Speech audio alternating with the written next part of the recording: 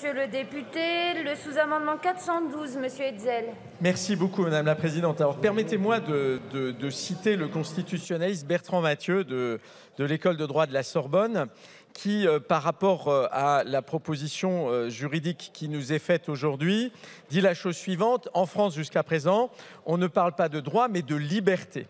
La distinction qui n'a pas de répercussions concrètes dans la vie des femmes est néanmoins importante sur les plans juridiques et philosophiques, puisqu'elle implique d'arbitrer entre deux principes, et c'est ce dont nous cherchons à débattre, le respect de la vie d'une part et la liberté individuelle d'autre part.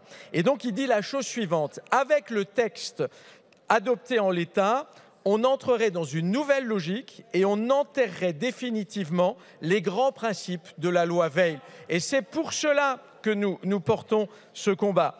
Et je poursuis, alors qu'aujourd'hui on recherche un équilibre entre la liberté des femmes et la protection de l'embryon, on passerait à une logique de droit où la seule volonté de la femme compte, ce qui enlèverait ce qui reste aujourd'hui de la protection de l'embryon. Alors encore une fois, vous pouvez, cher collègue Balanant, vociférer, dire non. Encore une fois, c'est un constitutionnaliste qui le dit.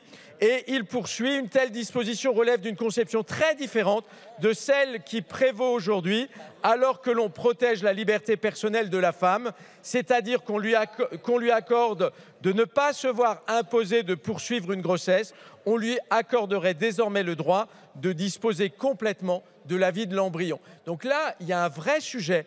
Et encore une fois, ces éléments sont passés sous silence. Nous aimerions quand même très solennellement indiquer que cette question-là, de la vie à naître, mérite aussi que l'on s'en préoccupe et que nous puissions en débattre sereinement et sans que l'on vocifère sur aucun des bancs.